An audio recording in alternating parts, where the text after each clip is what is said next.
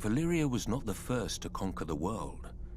In the dawn of days, the city of Ghis opened its gates and poured forth its legions across the continent of Essos.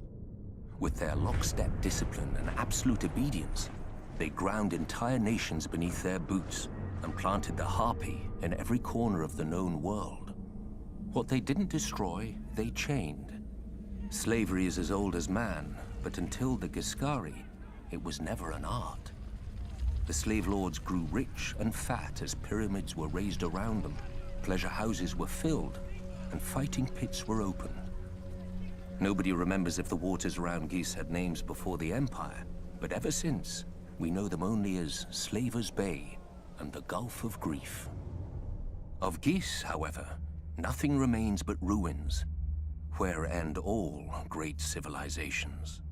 5,000 years ago, Valyrian shepherds stumbled on strange eggs, and within a few generations, an upstart Valyrian freehold rose across the sea. 5 times did the Giscari contend with Valyria, and 5 times did they go down in defeat. For the freehold had dragons, and the Empire had none.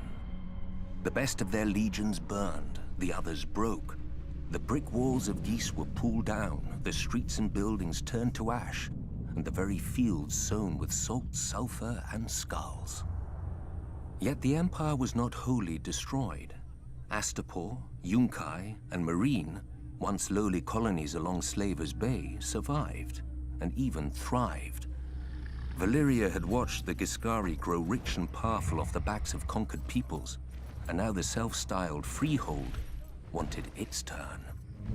While the Dragon Lords brought the world to heel, the slave markets of their former enemy never lacked for flesh. Lamenting the lost empire, the descendants of old Ghis grew rich and fat.